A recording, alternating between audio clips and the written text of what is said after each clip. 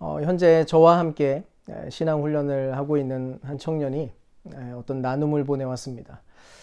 히브리서 6장 1절의 말씀이었는데요. 그러므로 우리는 그리스도 교회 초보적 교리를 제쳐놓고서 성숙한 경지로 나아갑시다. 형제가 이 말씀을 묵상하면서 자신을 돌아보다가 굉장히 고통스러워하는 그런 마음을 장문의 글로 털어놓았습니다. 간단하게 이야기하자면 그동안 신앙생활에 있어서 정말 열심히 참여를 해왔는데도 불구하고 무언가 채워지지 않는 자신, 더 성숙해지지 못하는 그런 자신의 모습을 발견했다는 것인데요. 말씀도 열심히 읽고 기도회에도 빠짐없이 참석하고 예배도 모든 예배 거의 빠짐없이 또 드리고 11조도 잘하고 있고 그렇게 하고 있는데도 어딘가 공허하고 또 평안도 기쁨도 누리지 못하고 있는 그런 상태라는 것입니다. 대체 왜 이렇게 성숙해지지 못하는가? 그렇게 절규하는 그 형제 나눔을 보면서 저 역시도 마음이 무겁고 참 안타까웠는데요. 사실 우리 모두에게는 성숙해지고자 하는 그런 마음이 있습니다. 누가 안 그럴까요? 모두가 다 좋은 어른이 되고 싶어하고 조금이라도 더 넉넉한 마음을 가지고 있는 그런 사람이 되기를 원합니다. 작고 사소한 일들에 늘 이리저리 요동치는 그런 사람이 되고 싶은 게 아니라 언제나 무슨 일이 벌어지든 평안을 누리고 그렇게 든든하게 서 있는 그런 사람, 그런 뿌리 깊은 나무처럼 우리가 되고 싶은 거잖아요. 또 개인적인 차원뿐만 아니라 각 교회 공동체들 역시도 성숙해지고자 하는 그런 갈망이 있습니다. 정서적으로 안정된 그런 교회 모습이기를 소망하고 서로 시기와 다툼과 질투의 그런 사소한 싸움들에 매여 있는 그런 교회가 아니라 진정 나아갈 길을 알고 달려가고 또 그런 일들을 성취해내는 그런 공동체가 되고 싶다는 거죠. 그렇다면 대체 어떻게 성숙할 수 있을까요? 과연 무엇이 우리 자신과 공동체를 자라나게 만들 수 있느냐는 것입니다. 일단 확실한 것은 가만히 있는데 성장하는 일은 일어나지 않을 거라는 거죠. 반드시 그 성장을 위해서 지불해야 될 대가가 있다는 것인데요. 오늘 데살로니가 교회 공동체가 어떻게 더 단단해지고 더 성숙해질 수 있었는지를 좀 살펴보면서 우리도 반드시 배워야 될 것들을 함께 배우는 이 시간이 될 수 있기를 소망합니다. 먼저 첫 번째 성장 동력은 말씀을 대하는 태도와 관계된 것인데요. 데살로니가 2장 13절을 보면 이렇게 얘기합니다. 우리가 하나님께 끊임없이 감사하는 것은 여러분이 우리에게서 하나님의 말씀을 받을 때에 사람의 말로 받아들이지 아니하고 실제 그대로 하나님의 말씀으로 받아들였기 때문입니다. 이 하나님의 말씀은 또한 신도 여러분 가운데서 살아 움직이고 있습니다. 어쩌면 우리가 신앙생활을 하면서 늘 원하는 것은 하나님이 오감으로 느껴지는 것, 그리고 그에 준하는 어떤 특별한 체험을 경험하는 그런 일인지도 모릅니다.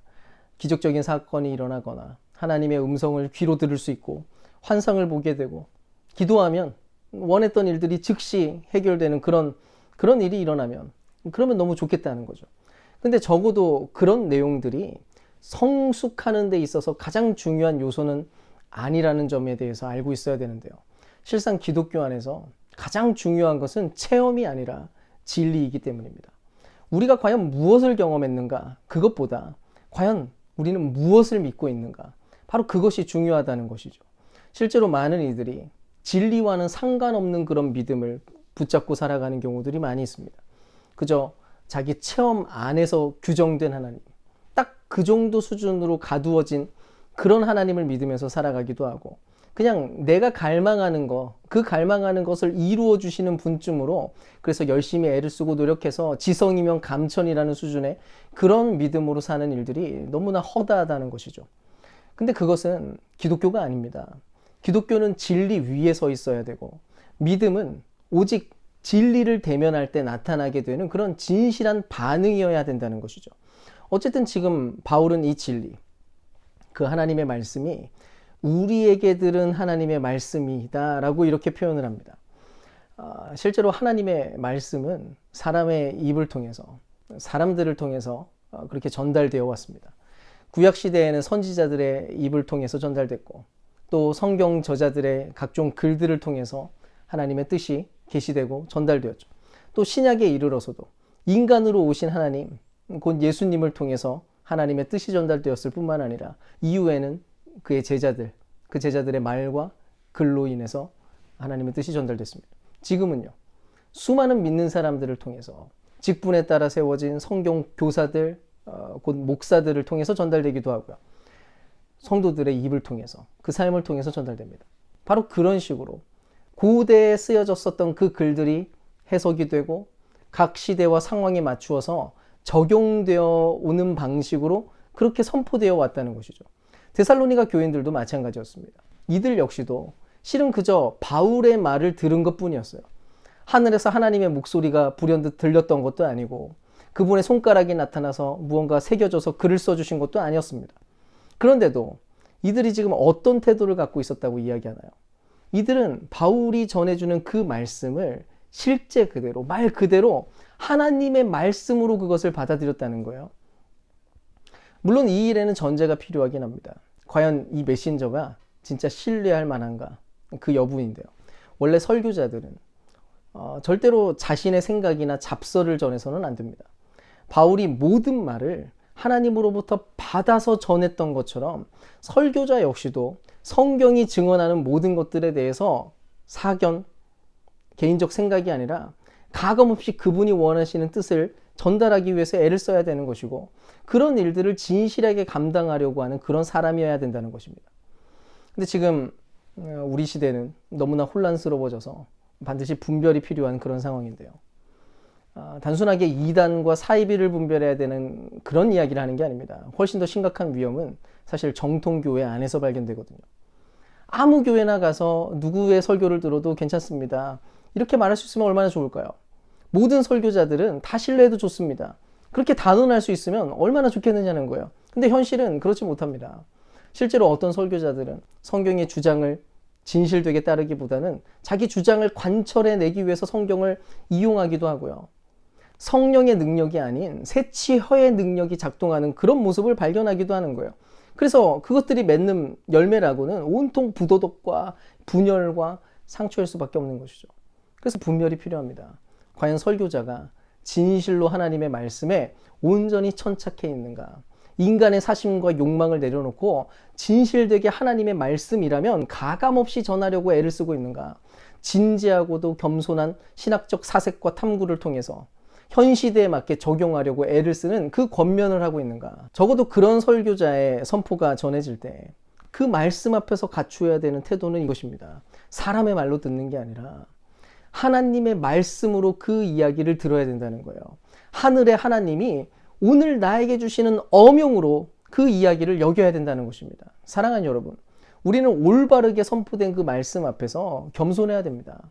제가 아는 한 하나님의 말씀이 선포될 때 그 말씀 앞에서 지적받지 않을 수 있는 인간은 어디에도 없는 거예요. 우리는 늘 유혹에, 세상 유혹에 시달리고 있고 연약한 육체의 갈망 앞에서 늘 매여 있습니다. 그렇게 혼미해지는 인간이거든요. 이 어제 좋은 생각을 했다가도 오늘 또 헛된 생각에 빠지는 게 그게 우리들이기 때문입니다. 그래서 어쩔 수 없어요. 하나님의 말씀이 선포될 때마다 그 말씀은 늘 우리를 찌릅니다. 우리의 심령을 찌른다고요. 말씀을 들을 때 마냥 기쁘기만 하고 너무 행복하기만 하다고요? 죄송하지만 그것은 반쪽짜리 거짓 기쁨일 가능성이 상당히 높습니다. 우리가 혹시 진짜 기뻐할 수 있게 된다면 그것은 그럼에도 불구하고 베푸시는 하나님의 은혜 때문이어야 되는 거거든요. 그럼에도 불구하고, 즉 죄악과 연약감과 죽음이라고 하는 그 끔찍한 현실을 폭로했음에도 불구하고, 그것이 적나라하게 드러났음에도 불구하고 결코 끊을 수 없는 그분의 사랑 때문에 발생하는 그런 놀라운 기쁨과 은혜에 대한 소망, 그 즐거움이어야 된다는 것이죠. 그래서 하나님이 말씀하실 때 여러분, 우리는 절대로 냉담해질 수 없습니다. 거룩한 말씀 앞에서 우리는 죄인으로서 찔릴 수밖에 없거든요. 그 말씀이 늘 우리의 마음을 폭로합니다. 나의 정체에 대해서, 내 마음이 얼마나 엇나가 있는지, 내가 얼마나 잘못되어 있는지 신랄하게 그분이 꾸짖으시는 거예요. 히브리서 4장 12절은 이렇게 얘기합니다. 하나님의 말씀은 살아있고 운동력이 있어서 어떤 양날 칼보다도 더 날카롭습니다. 그래서 사람 속을 꿰뚫어 혼과 영을 갈라내고 관절과 골수를 갈라놓기까지 하며 마음에 품은 생각과 의도를 밝혀냅니다. 바로 이것이 하나님의 말씀이 하는 일인 거예요. 물론 설교자들은 사심으로 누군가를 표적으로 삼는 그런 행동을 해서는 안 되지만 그건 어쨌든 설교자들의 양심에 맡겨진 그런 일들인 것이고, 실제로 말씀 그 자체가 언제나 우리의 마음을 표적으로 삼습니다. 마음을 살려내기 위해서, 우리를 진정 일으키기 위해서 찌르고 쪼개고 어떻게든 그리스도 앞으로 제대로 나아가게 만들려고 한다는 것이죠. 자기중심적인 우리 마음, 그 중심에 하나님의 말씀이 선포될 때 어찌할 수 없는 부담감과 불편함이 올라오는 게 그게 어쩌면 정상이라는 것입니다. 그러니까 앞에 서 있는 설교자가 불순한 동기를 가지고 하는 게 아니라면 하나님의 그 날카롭고 불편한 권면들, 인간적으로 볼 때 못마땅한 명령들과 불편한 지적들 앞에서 우리는 불편한 감정을 가질 필요가 없는 것이고, 절대로 피하거나 거절해서는 안 된다는 것입니다. 그 모든 것을 있는 그대로 하나님의 말씀으로 듣고 받아들이는 그 수고, 그 불편한 순종의 결정을 우리가 내려야 된다는 것이죠. 아멘. 그렇습니다. 진실로 그렇습니다. 그 진실한 고백으로 우리가 반응하는 거예요. 바로 그때 그 자리에서 마침내 나 스스로의 힘으로는 절대로 이룰 수 없는 그분의 역사가 나타나기 시작하는 것입니다. 13절 후반부를 보면 이렇게 얘기하죠. 이 말씀은 또한 신도 여러분 가운데서 살아 움직이고 있습니다.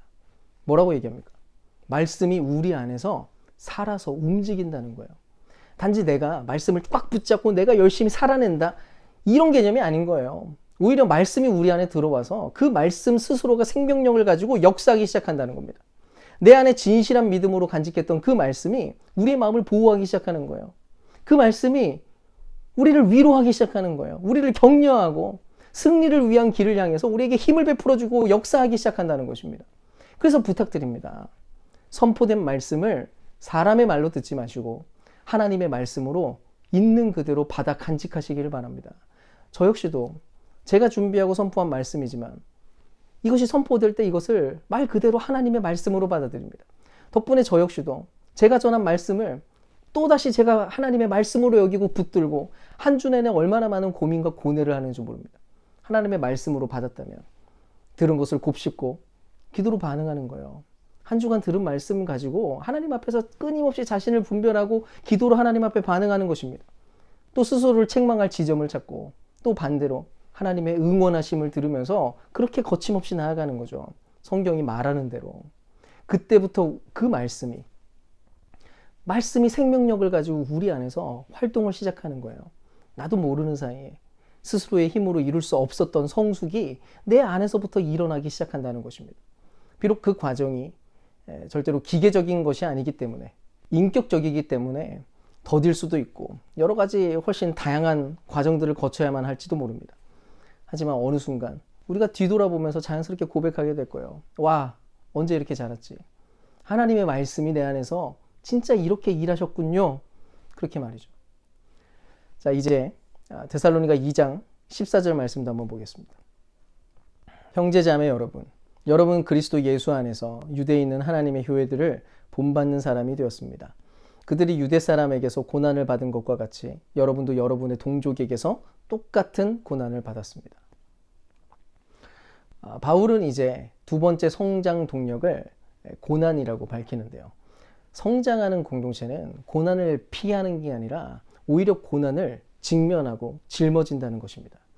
유대에 있었던 교회들이 모두 고난을 받았던 것처럼 데살로니가 교회 역시도 고난을 피하지 않고 감당했다고 이야기하는데요. 사실 고난이라는 말은 굉장히 넓은 스펙트럼을 가지고 있습니다.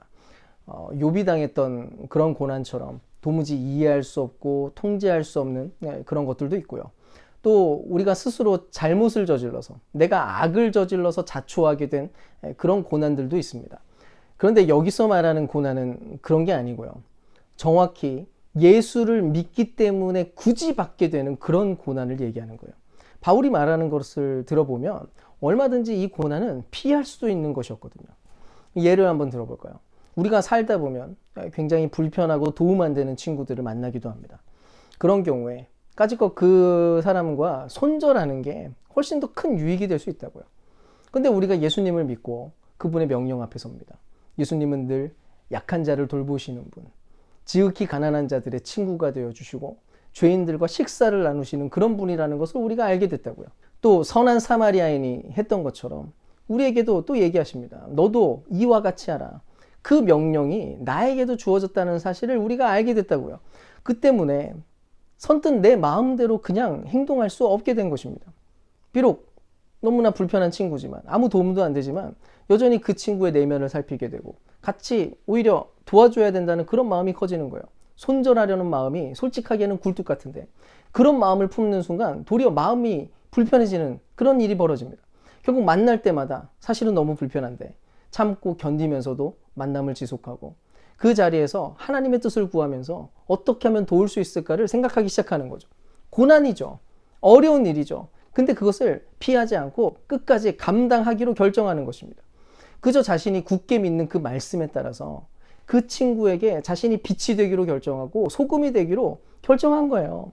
사도 바울은 전도 여행을 하던 도중에 돌에 맞아서 죽을 뻔했습니다. 사실 때린 사람들도 그렇고 주변에서 보던 사람들도 다 죽은 줄 알았죠. 그런데 간신히 살아서 제자들에게 돌아왔어요. 사도행전 14장 22절을 보면 이렇게 얘기합니다. 그들은 제자들의 마음을 굳세게 해주고 믿음을 지키라고 권하였다. 그리고 또 이렇게 말하였다. 우리가 하나님 나라에 들어가려면 반드시 많은 환난을 겪어야 합니다. 그리스도인이라면 믿음으로 하나님의 나라를 바라보면서 사는 사람들은 이 깨진 세상 한가운데서 고난을 피하지 않고 버텨낼 수밖에 없다는 그런 얘기를 하는 거예요.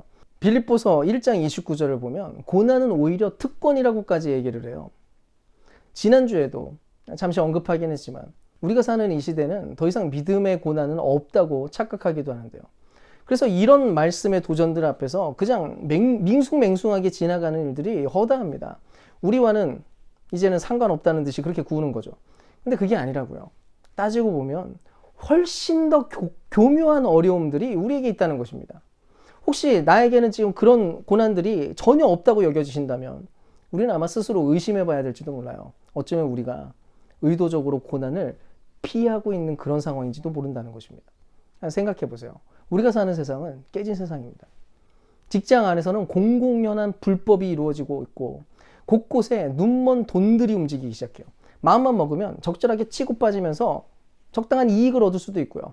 부정과 부패와 불법들에 대해서 얼마든지 눈 감고 살아갈 수 있는 그런 상황입니다. 근데 우리가 누군가요? 우리는 그리스도인이에요. 우리는 부정과 불법에 참여할 수 있는 사람들이 아닙니다. 우리는 그래서는 안 된다고요. 우리는 거룩한 존재가 되었고 그럴 운명입니다. 오히려 잘못된 것을 바로잡는 그런 역할의 책임을 가지고 있고 그렇게 빛과 소금이 되어야 되는 거예요. 물론 사소한 것들은 적당히 참고 넘어갈 수 있을지 모르지만 때때로 용기 있게 행동을 해야만 하는 그런 타이밍이 있다는 것입니다. 절대로 넘어서는 안 되는, 절대로 용납해서는 안 되는 그런 선, 그런 지점이 있다는 거죠. 근데 그럴 때 보통 우리가 어떤 말을 듣습니까? 야, 괜히 튀지 말어. 다들 다 이렇게 살고 있는데 너도 그냥 똑같이 하면서 살아. 좋은 게 좋은 거지. 너도 편하고 나도 편하고 그렇게 살자니까. 전에 군대에서 있었던 일인데요. 저희 부대 행정보급관이 병사들에게 늘 시켰던 이상한 일이 하나 있었습니다. 왜 그런 것까지 시키는지 사실 정확하게는 모르겠는데 하여간 군용 물품을 쌓아두는 게 그분한테는 좀 중요했던 것 같아요. 제가 당시 수송부대였는데 그래서 모두가 다 이제 헌병단 운전병들이다 보니까 다른 중대로 며칠씩 지원을 나가곤 했습니다. 근데 그때마다 이 간부가 각종 보급 물품들을 이렇게 훔쳐오라고 하는 거예요. 총기에 꽂혀 있는 가스막에부터 수통이나 심지어 침낭까지 훔쳐오면 상을 줬습니다. 어차피 돌고 도는 거라고 괜찮다는 거예요. 가져오면 상점도 주고 그래서 그 상점 모아가지고 포상휴가도 갈 수 있었어요. 그래서 운전병들 다들 지원을 나가면은 은근슬쩍 조금씩 이렇게 훔쳐오곤 했습니다. 저도 한 번은 타 중대로 지원을 나가가지고 생활을 하게 됐는데요. 당연히 미션이 떨어졌습니다. 챙겨오라는 거예요. 총기 가스막이 훔치는 거 그거 사실 일도 아니거든요. 당연히 안 했습니다. 하나님 앞에서 양심이 허용하지 않았으니까. 결국 돌아와서는 왜 그거 하나 못 가져왔냐고 욕을 먹었어요. 원래 그리스도인들은 깨진 세상 한가운데서 볼 때는 뭔가 모난 돌일 수밖에 없습니다. 세상에서는 너무나 자연스럽게 저지르고 있는 그런 일들이라고 할지라도 그것이 하나님의 뜻에 합당하지 않으면 우리는 얼마든지 멈춰야 되는 것이고요. 안 됩니다. 그럴 수 없습니다. 얼마든지 외쳐야 되는 거예요. 그래서 어쩌면 우리에게 필요한 것은 용기인지도 모른대요. 하나님의 말씀 앞에서 진실하게 반응할 수 있는 그런 용기 말입니다. 만약 우리가 입을 다물고 아무런 행동도 하지 않으면 분명히 고난은 피할 수 있습니다. 특히 복음 전하는 일도 그렇죠. 예수님의 이름을 숨기고 살면 우리에게 아무런 어려움이나 여러 가지 부대끼는 것도 없을 것이고 불이익도 없을 겁니다. 하지만 그 이름을 드러내고 우리의 정체성을 확실하게 하면, 그렇게 복음을 전수하려고 하면 아마 불편한 일들이 생길지도 모른다는 거죠. 저는 최근에 중독된 도시라고 하는 다큐멘터리를 보면서 마음이 굉장히 뒤숭숭했습니다. 세계 곳곳에서 마약이 들끓고 있는 그런 현실을 보니까 너무 끔찍하고 또 불쌍하고 괴롭더라고요. 과연 앞으로 우리 사회는 얼마나 더 피폐해져 갈까? 결국은 이런 방향으로 계속 가게 되는 것은 아닐까 불안했습니다. 외국에서만 일어나는 게 아니라 우리 주변에서도 지금 얼마든지 그런 일들이 일어나고 있잖아요. 어쩌면 우리가 섬겨야 될 대상들 중에는 마약 중독자들이나 혹은 동성애자들도 얼마든지 있을 수 있다는 것입니다. 근데 그런 사람들을 우리가 어떻게 포기합니까? 예수님은 모두를 위해서 자신의 목숨을 내어주셨잖아요. 결국 모두가 다 구원을 받고 인간답게 하나님이 기뻐하시는 그런 온전한 삶을 누리기를 소망하면서 그렇게 살아야 될 텐데, 과연 어떻게 접근하고 어떻게 이들을 감당할까? 아무튼 생각이 굉장히 많아집니다. 사실 이런 사람들, 이런 부류의 사람들 모른 척하면 편하다고요. 근데 하나님께서 우리에게 그들을 혹시 허락해 주시고 우리 손에 맡기시고 우리가 섬길 수 있는 기회와 특권을 주신다면 그때 우리가 어떻게 해야겠느냐는 거예요. 바울이 말하는 것처럼 정말로 그 고난을 특권으로 삼을 수 있겠느냐는 것입니다. 사랑하는 여러분, 우리에게 불편함과 어려움을 피하지 않는 그런 용기가 있기를 소망합니다. 말씀의 도전 앞에서 고난을 거부하거나 피하면 우리는 절대로 성장하지 못할 겁니다. 바울은 로마서 5장 3절에서 4절에 이렇게 얘기합니다. 그뿐만 아니라 우리는 환난을 자랑합니다. 우리가 알기로 환난은 인내력을 낳고 인내력은 단련된 인격을 낳고 단련된 인격은 희망을 낳는 줄을 알고 있기 때문입니다. 물론 때때로 너무 힘들고 어려워서 과연 이게 하나님이 우리에게 주시려고 하는 그 풍성한 삶이 맞냐고 그렇게 물을 수밖에 없을지도 모릅니다. 우리의 본능은 언제나 가능하면 고난을 피하는 쪽으로 작동하려고 할 테니까요. 그렇기 때문에 더더욱 우리가 서로를 지지해주고 도와주고 응원해줘야 됩니다. 고난을 피하지 말자고. 아무리 어려워도 우리 옳은 길을 가자고. 고난 한가운데 여전히 풍성함을 주시는 그 삶을 우리 그것을 누리면서 살아가자고. 그렇게 말입니다. 만약 그렇게 한다면 결국 우리는 약할 때 강함 되시는 하나님의 능력을 경험하게 될 겁니다. 풍성한 삶을 추구할 때 주어지는 게 아니라 다만 그리스도를 추구할 때 주어지는 그분의 선물이거든요.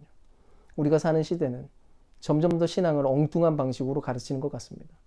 고난을 얼마든지 피해가도 좋은 것처럼 그냥 교회만 잘 다니면 된다고, 그냥 헌금만 잘하면 된다고, 그런 신앙의 양태들에 천착하기만 하면 그것으로 충분하다고 말이죠. 그 덕분에 말씀도 보고 기도도 하지만 정작 헌신과 고난의 길에 뛰어드는 일들은 점점 사라지고 있습니다. 그저 적당한 만족을 누리는 그런 성도로 멈추고 싶은 거죠. 어떤 목사님들은 주의 종들이 모든 고난을 다 짊어질 테니까 성도들은 다만 은혜만 받으라고 그렇게 하기도 하던데요. 얼핏 들으면 훌륭해 보이고 굉장히 감동적인 결단처럼 보이는데 실상은 전혀 비성경적인 가르침입니다. 실은 우리 모두가 함께 그 고난을 뚫고 들어가야 되는 겁니다. 모두가 하나님 나라를 바라보면서 말씀이 보여주는 그 길, 그 좁은 길을 더욱 선택을 해야 된다는 것이죠. 오늘 그 깊은 고민을 시작하시기 바랍니다.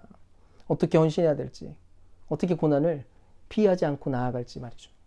바로 그 순종을 통해서 우리는 훨씬 더 성장하게 될 겁니다. 생각해 보세요.